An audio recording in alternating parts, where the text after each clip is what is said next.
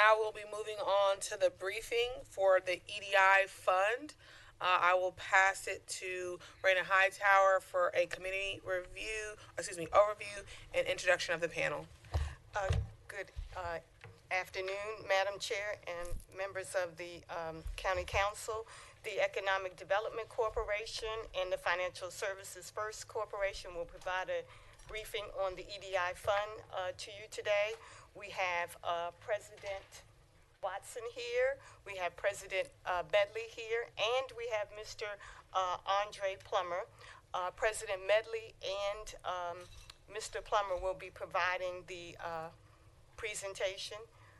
That concludes my overview. I'll turn it over to them. Thank you so much.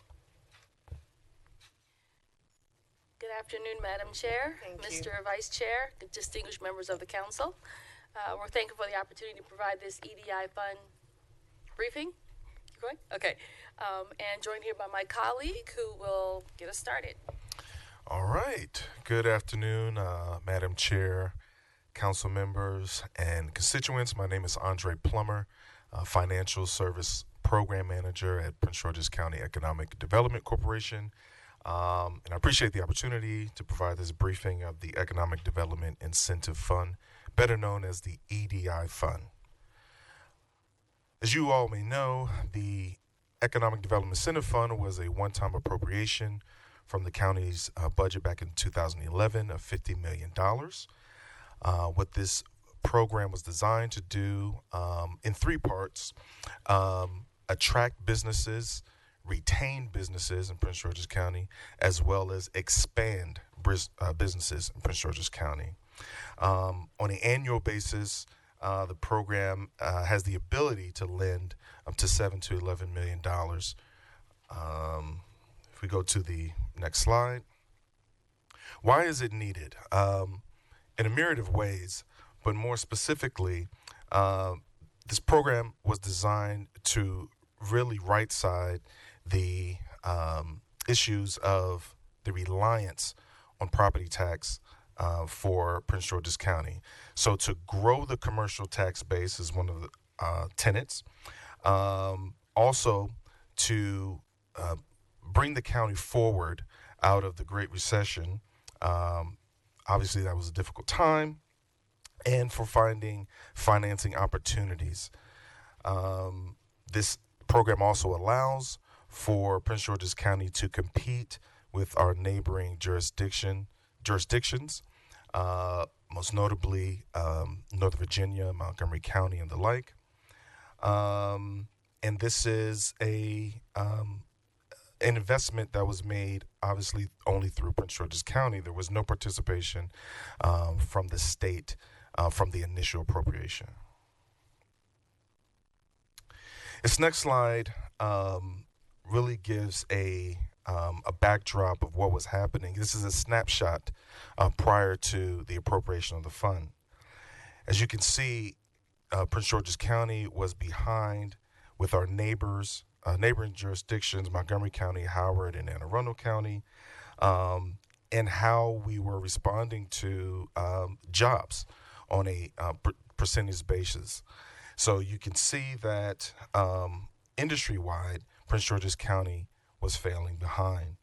This was one of the primary tenets of the fund, in that we specifically look at certain industry sectors that grow the commercial tax base, yes, but also provide jobs in very specific industry sectors.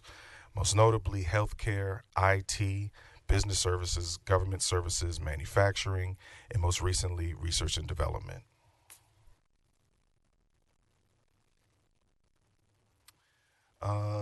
Go to the statutory purpose here. Again, the purpose of the fund is to attract, retain, and expand businesses in Prince George's County, or to Prince George's County, create and retain jobs, broaden the commercial tax base, and promote overall economic growth. Now, what's important is that in the legislation also, it describes the priority of businesses that are inside of the Beltway. Why is this important? This is important because we know that inside of the Beltway, in certain census tracts, there needs to be revitalization, right? So there's priority for sectors, business industry sectors inside of the Beltway, which these areas obviously lack. There's also a special priority too to minority business enterprise participation within the fund. So when we consider businesses in our participation of the fund within a capitalization of a deal, we also make a consideration that the business commits to minority business enterprises that are Prince George's County based, and they can participate in a myriad of ways through direct contracts, through utilization costs for construction. So it's that is also a priority of ours. The transit-oriented development. Transit-oriented development is also a tenet.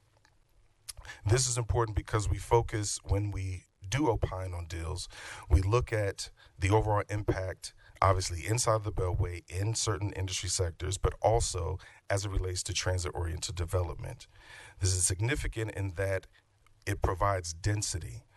We want the impact for the fund to show that businesses and our residents can work, live, and play, right? So that's where the idea of density and transit-oriented development comes from. There's also consideration to special focuses within the fund. Obviously, the developed tier, as I said, transit-oriented development, businesses that are inside of the enterprise zone and enterprise zone focus areas, as well as special assistance or the SAIL program, special assistance for local entrepreneurship. So for any businesses that have majority ownership of county residency. Okay. Some of the highlights of the fund is most awards are loans to small and medium sized businesses.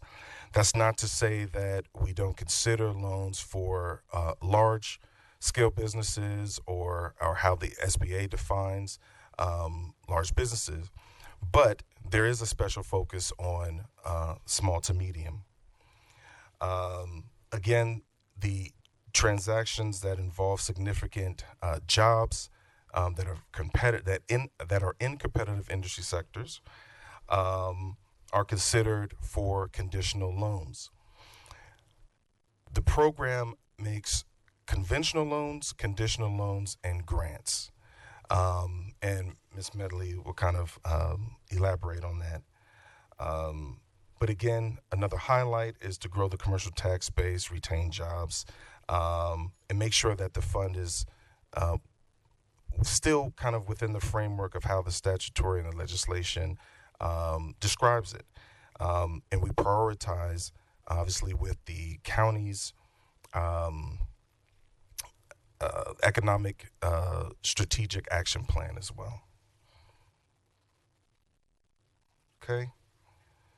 In terms of the financial terms and conditions, the EDI Fund is largely consistent with the requirements of private sector lenders in that we do follow, obviously, when we're making loans,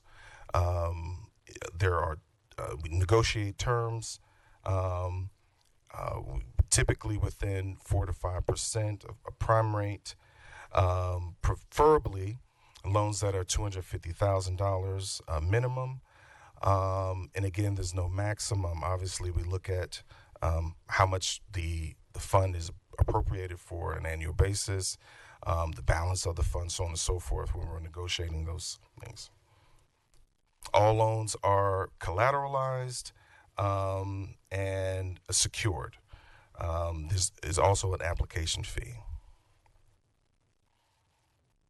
So what can the fund be used used for, all the things that are associated with most businesses, and that is the acquisition of land, building, and those costs that come with that, ground-up construction or reconstruction or rehabilitation, repair and improvement of buildings as well, your typical machinery, equipment, furniture, and fixtures, and also soft costs, so some relocation fees, pre-development fees, and some working capital where it's appropriate.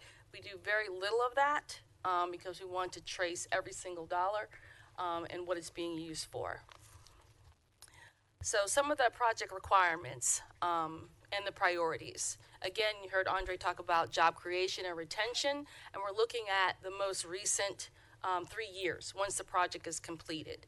And that EDC actually does a RAM or a calculation to determine what is going to be the county's return on investment in that 3-year period. We're focusing on the commercial tax base and what will be the county's return on investment from that perspective. You heard Andre mention the targeted industries consistent with the county strategic plan that we try to focus on. We're looking at transactions and those that promote economic development. There's always owner's equity in the project, so it's not just the county investing. In fact, there's usually a layered investment of the individual borrower as well as the county, and usually some other source as well, a bank or maybe the state of Maryland or another local program. Andre already touched on the strategic areas as well as trying to draw international resources and businesses into the county utilizing the program, and maximizing the participation of MBEs in these projects is also monitored. Initial intake, the process initial intake is handled by EDC. They provide triaging, if you will, of the loan package, and in that package is things you would typically expect to see: a business plan, financial statements, cash flow projections, tax statements. If it's a new project, then you're going to have a budget related to the construction and the construction schedule, as well as a description of what they plan to offer the county for collateral, and of course any relevant agreements or contracts that may be standalone related to this project. And with this, we're able to start determining the viability and the eligibility of this project. There are many hands that touch and have input into the EDI Fund transactions, and the next slide kind of breaks all that down, how intense this process is in the scrutiny level that goes on as the county's tax dollars are being invested. And it's divvied up amongst several agencies, not just EDC and FSC, also the Office of Law is involved in triaging these projects, and when available, the Office of Procurement, because on the MBE side, they're going to be looking at, what the business has promised to do, and also help us understand how to track the MBE participation in the project. I won't read each step line by line. Suffice it to say that also included in this process, along the agencies I just named, is also the Financial Advisory Committee. That is basically your loan committee, which is made up of people who are appointed by the county council and the administration, as well as it also goes through the county CAO's office as well. And that's just on our side of a transaction. The borrower also may have engaged consultants and attorneys that can make this a little bit longer process if they do that. But if it goes as outlined in the administrative procedures, the process takes about 96 days. FSC produces somewhat of a 50-page report biannually on the EDI Fund. If you've not received it already, you'll be receiving the last quarter end on this program. And in that report, we actually give you a summary of every transaction that's ever been done with the fund, as well as the current status of the commercial tax base, return on investment, and jobs. Andre? Okay. And again, some of the very, I think, in my opinion, powerful benefits to the program. It is a very powerful economic development tool. to my recollection, I believe the only other economic agency that has a similar fund is Baltimore County or Baltimore City, but albeit with not as much of invested appropriation. The Another benefit too is that the fund gives new opportunities for small and minority based businesses. Again, creating jobs for county residents is always at the forefront. It's competitive. We respond to RFPs all the time, and we're competing for businesses with this fund. And we'll get to it in another slide, but there's a very significant leverage of state incentives and matching funds as well. And this project on this slide, the Marriott Courtyard, is actually a $25 million project. FSC culled together 5 different programs along with the EDI Fund. I reached back and got 2 state programs to participate in this project, as well as an SBA loan and a bank to complete the debt stack of $25 million for this minority-owned hotel owner in Bowie. The status and disposition of the overall portfolio of the fund is it performs very well.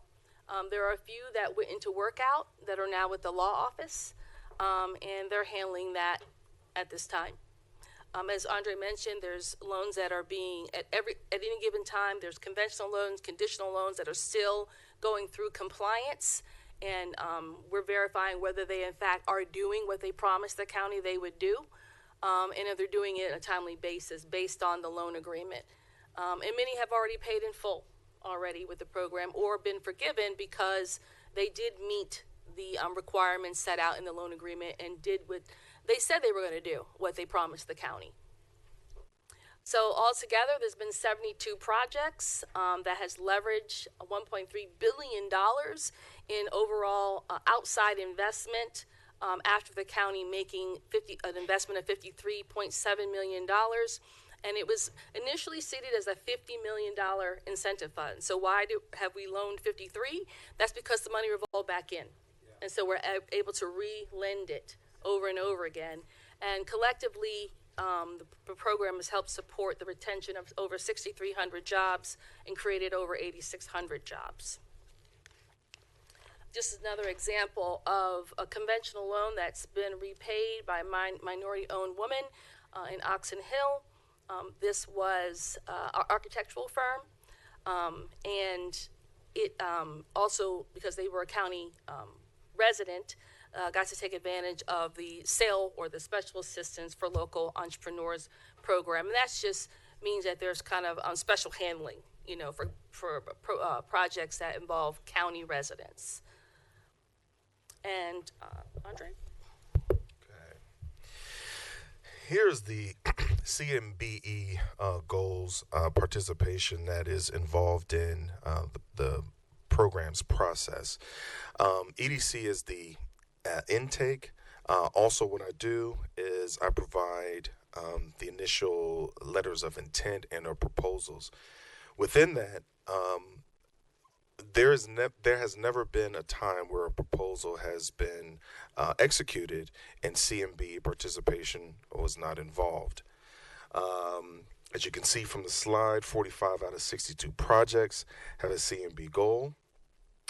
36 are loans with MBE utilization. 22 are loans for local hiring. Why is this significant? This is significant because when there's a project that has either construction or there's some revitalization that's happening, we urge these businesses to commit 30, sometimes 35%, sometimes 40% of county participation for county-based businesses. This is where the Office of Procurement comes in and assists in that regard. So oftentimes we're at the forefront before construction starts, and we're able to kind of guarantee the participation of county-based businesses, which is very important to the program.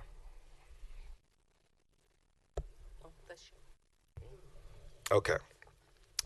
The next slide shows how the fund has leveraged state dollars. As you can see, there are no state dollars without county dollars. Typically, when the state of Maryland participates in the EDI Fund deal, it does so through their MEDAF program, or their Advantage Maryland program. This is a program that is it's a match for funds. Legislatively, it's a 10% match, but as you can see, we're almost, if not one for one, more than one for one, the state's participation. This is very significant because we go back to how the fund was initiated and how we leveraged it. That initial $50 million is leveraged over $1.3 billion. You don't get there unless there are outside dollars coming in. And so you can see where the state, our partners at the state, come in that regard. Presentation. Thank you. Thank you for your presentation. I know we have questions. I'm going to start with two and then open it up for my colleagues. One question, when you're talking about how you're looking at the return on investment for the EDI fund, job creation, and what are the other returns on investment metrics again that you're looking at? Sure, that's a great question.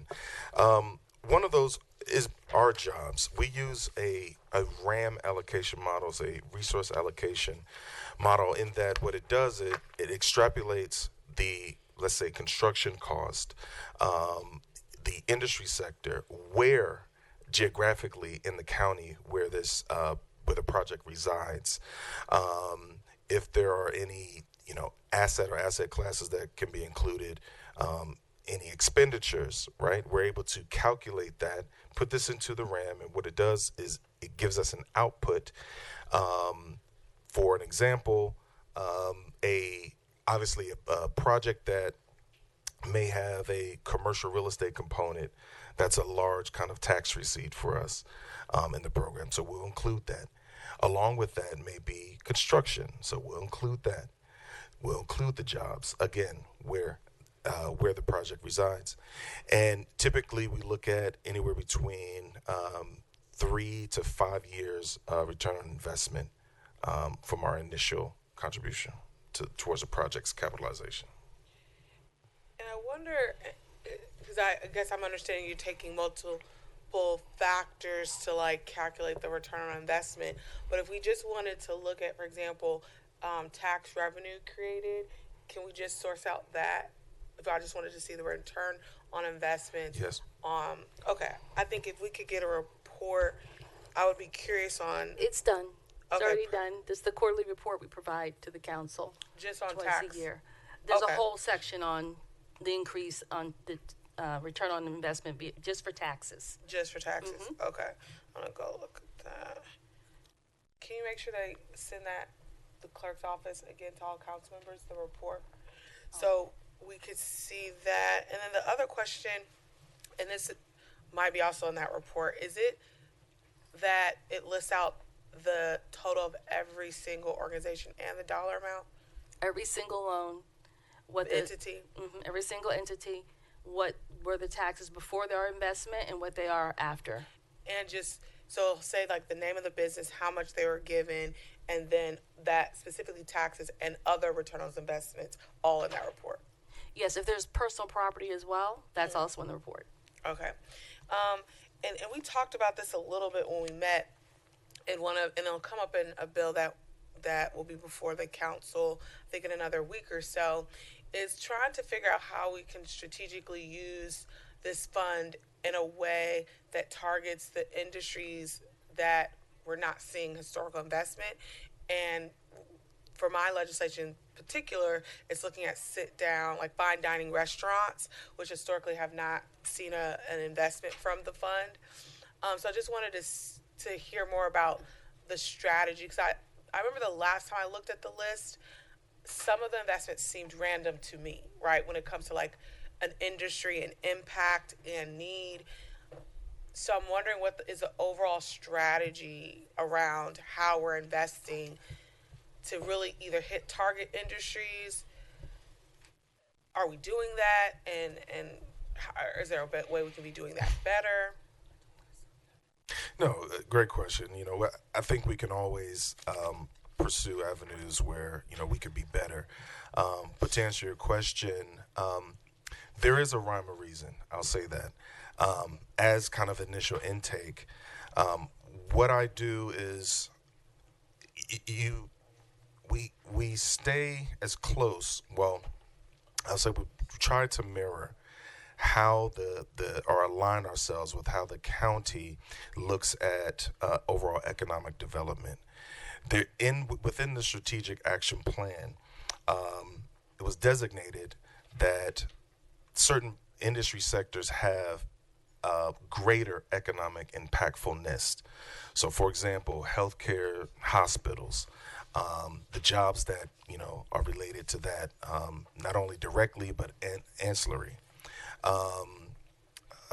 Manufacturing, right? Business services, government services. What was added back in 2022 was research and development and also biosciences. Why? Because we know that we have to compete with jurisdiction when it comes to our businesses that are coming out of University of Maryland, for example. We're trying to retain them. Again, one of the tenets is to retain businesses with this program. So strategically, research and development was added. So we look at those kind of high impact or economically impactful businesses as a priority. But outside of the priority, definitely projects that still kind of remain economic impactful, TOD, so on and so forth, inside of the Beltway and the like. Thank you, Councilmember Harrison. Thank you, Madam Chair. I want to thank you, Ms. Medley, for your leadership over the years. You've been a great champion for our business community and creating those resources. And I want to thank you, Mr. Plummer, for your service and work, and my good friend, my colleague, former colleague, Madam President, we thank you as well for your service. My question is twofold. So one is an educational side of things, so you could help educate me. When we talk about the EDI Fund, I know that EDI Fund was created in 2012, and historically, we've always had that magic number of 50 into that fund. But I know that we're surrounded by the top 2% counties of the United States of America, while we're in the top 4% counties in the United States of America. So we're all competing interests to garner businesses to invest into Prince George's County. I would like to know, from an historical kind of perspective, what other communities are investing into their EDI fund, or do we stand alone in this transformative initiative? That's my first question. My second question is, when we're talking about the investment into those dollars, as Madam Chair was speaking about creating opportunities for fine dining here in Prince George's County, I know the Redevelopment Authority also assists in that way as well, for creating some grants for some local businesses. But I think it's important that, and you could be educating me again, but when we create these jobs, if you go to that slide, I saw the hospitality slide where you had all the businesses and what you invested into those core industry clusters. You also had on the side there of that slide about the jobs. The question becomes, once those persons have jobs, what is the return of investment about them actually living in Prince George's County, and how that income from that job, those dollars, how they circulate back in our community. So it's just not the commercial transfer and recordation tax that we're talking about. We're also talking about the opportunity for that dollar that they earn to recirculate back into our community. What do we track that as well? We track the number of those jobs created, how many are county residents? Right. But not, again, where they're spending their money. But we do track whether they're county residents or not. I think that would be kind of cool because I think in totality, there's a whole number that we're missing that could be added to the value of what you've created already.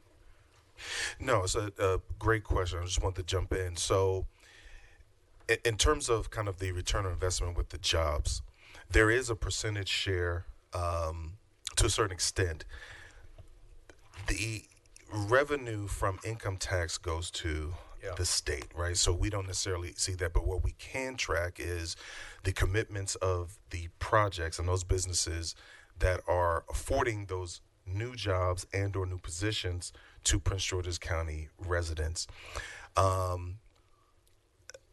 Also, I guess in kind of a combination of sorts, if we're able to focus the dollars spent in projects that are inside the Beltway, next to TOD, not saying we don't necessarily track for the job dollars retaining, but that kind of gives us a better picture of, leveraging, I would say. And the reason why I'm saying that, and I'm being a stickler on this, is because there's an LEM project in my district that took me 7 years to do. Members of this council voted with me on this, which created the expansion of flex office space in my district. In turn, created 3,500 jobs to the corridor of the Town Activity Center of Brandywine. The Builders Trade Union moved their headquarters into Brandywine that created these jobs paying anywhere from $75,000 to $150,000. So when you say inside the Beltway, I think you need to start focusing as well in your town activity centers, because that's where people shop, play, live, and spend their money. Oh, agreed. Thank you. And I went to look at some of the reports I have in my folder just to reorient myself. And one of the things I'll flag, and I'm looking for, they're categorized by district, and I'm looking at at the point in time of, I guess, of this list, there were 3 investments that were slated to be District 7 investments. One we know was, I guess we would consider a failure at Iverson Mall. That was a huge investment that was lost. And then same with the market in Sea Pleasant. And then there was just one other investment. And so one of the things I would like to think about strategically as we move forward, since there's limited investment that I see already inside my district. 2 of the 3, at least at this time, I wouldn't really consider successful investments. And so if we have limited resource, how can we make sure that these resources actually yield us the return on investment we're asking for? I mean, I think it was, I don't want to get the number wrong, maybe does $4 million sound right for the Iverson Mall investment? That was the loan approval, but when we stay very close to these loans, when it started to look like it was going left, I withheld $1 million, didn't fund it, and then recovered over 55% thereafter. So it wasn't the $4 million loss. And I think what it would be helpful, I think, is if we could and I'm glad we recouped the money, right, and went to court and made sure we got our fair share of those resources back. But I think to the community, when they look at it, they say, okay, we promised this amount of investment in Iverson Mall. That's all they know. And it looks the same. It's been in this permanent limbo for over a year. It's not really revitalized the way that it's been promised. And so they don't understand the why, right? They just know we're told there was going to be millions of dollars set aside by the county, and now what we know is we see zero change. And so I think once we have to regroup and to develop, I want to make sure that if we recoup that money back, that level of investment at least goes back to that community because they were promised it. So when we look at, it doesn't have to be Iverson Mall, when we look at that area that has lacked development, and I'm looking at some of the numbers of investments, is that making sure that we're getting that level of investment still, that we're doing our best to make sure that we're investing in a smart way so it's successful. And I love to be part of those conversations. It's one of the reasons why I'm trying to do the carve-outs for Inside the Beltway, because I hear firsthand what the community wants, right? Like, what they want to see.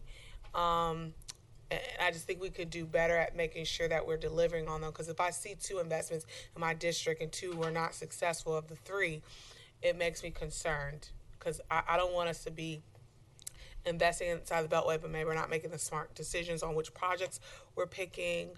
And we're not actually getting the revitalization that's promised inside the Beltway. Did you have a comment, Councilmember Denoga? Yes, question. I'm aware of one entity, but I'm sure there's more. Recently got some funding from EDI. I don't know the specifics, but they were expected to do bring jobs, and they had been bringing jobs. But then this thing called the Trump administration came along, and contracts have been disappearing, cutbacks.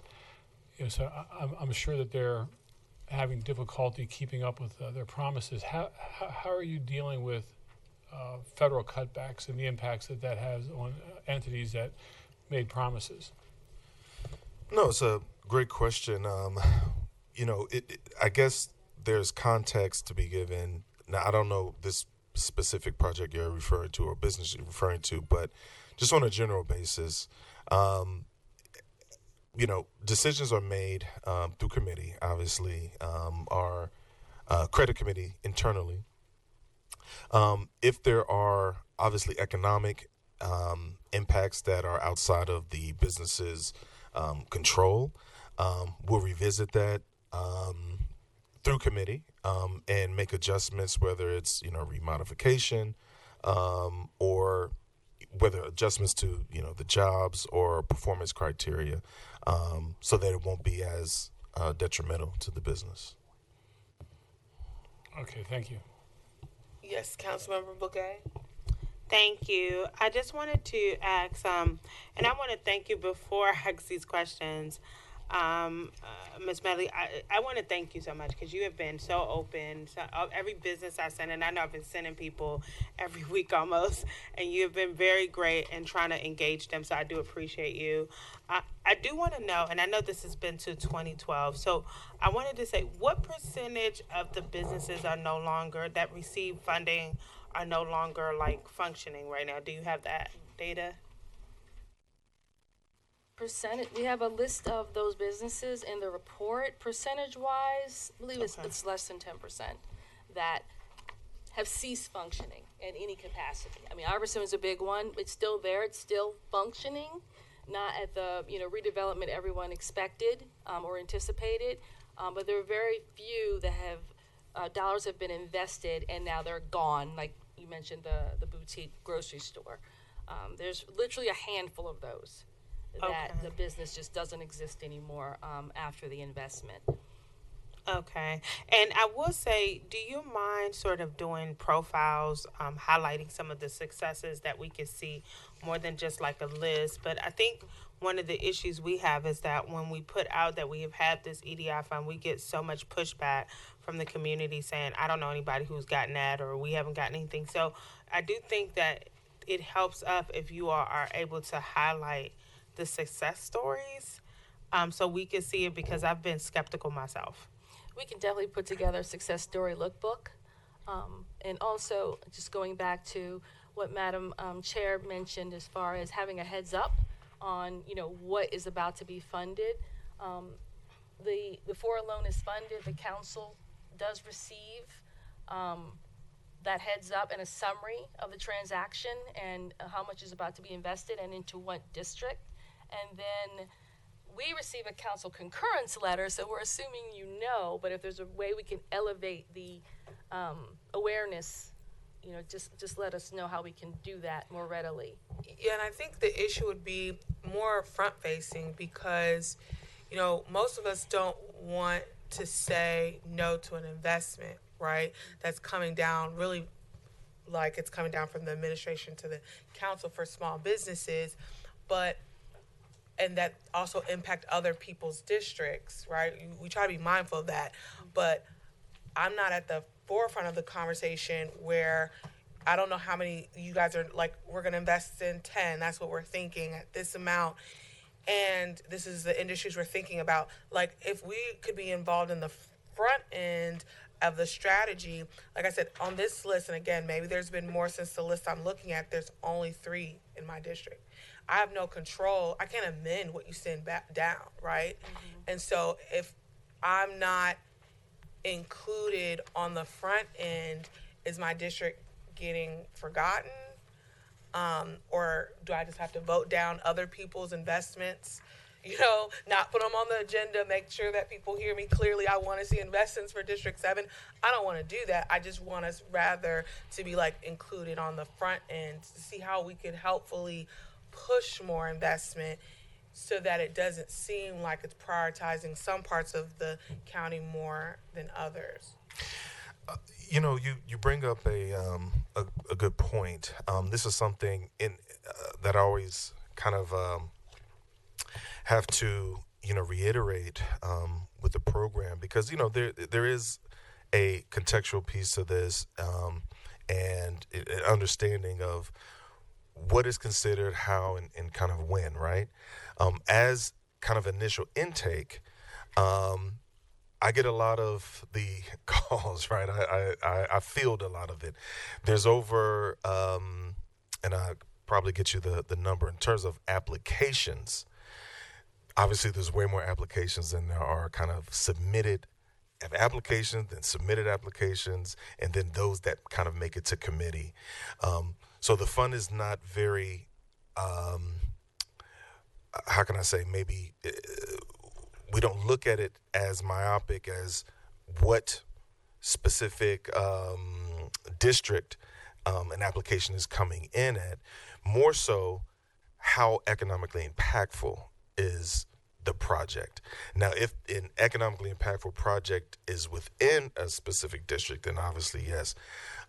What you'll see, though, is probably a prioritization for districts that are on geographical lines that are more so inside of the Beltway as opposed to ones that are not. Why? Those businesses and projects, not every project or business needs to be incentivized, right? Those that here's the perfect scenario. A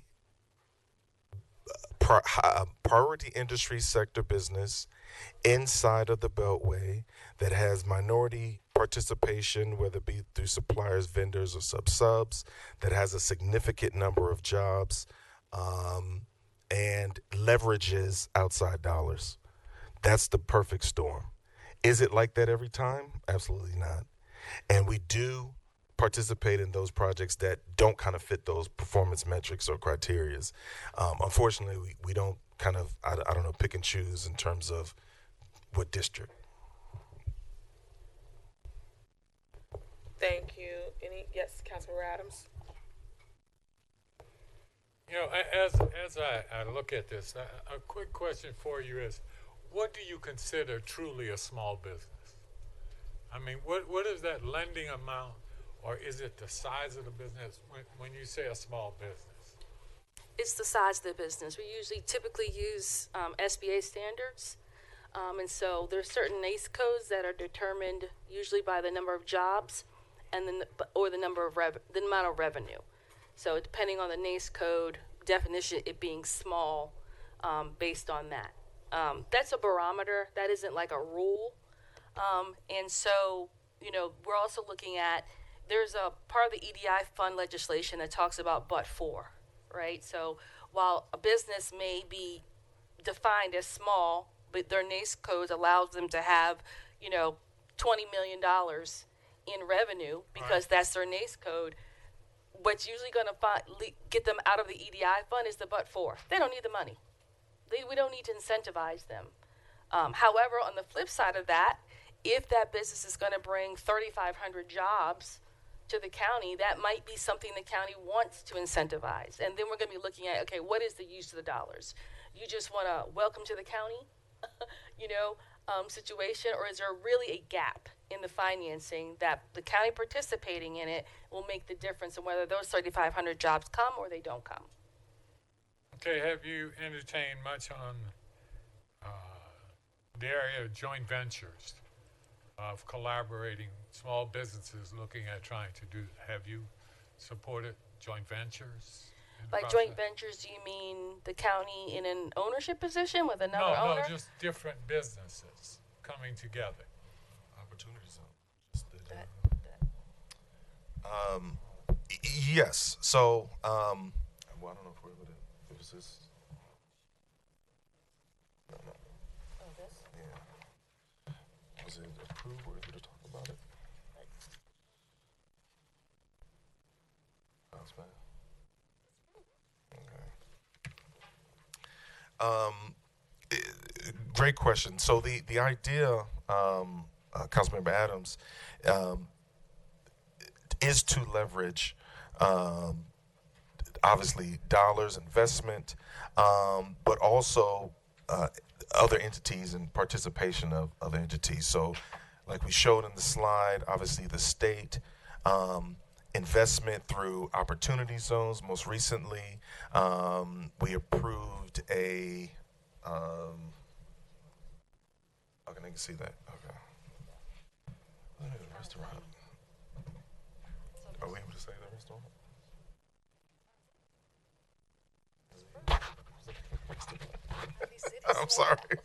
I'm sorry. So, Ivy City Smokehouse in our portfolio is classified under COSPAV. This was an opportunity zone plus other kind of investment, as well as economic development incentive fund. So this was a joint venture of some capacity, and also, and Council Chair Oriada's attention was for fine dining. This is where you kind of get the fine dining. You get it inside of the Beltway. You get joint ventures. So this is what get minority owned, white tablecloth, establishment. And so this is kind of the economic impactfulness that I'm referring to. That's kind of the sweet spot. So in terms of joint ventures, absolutely, and this is a great example. Thank you.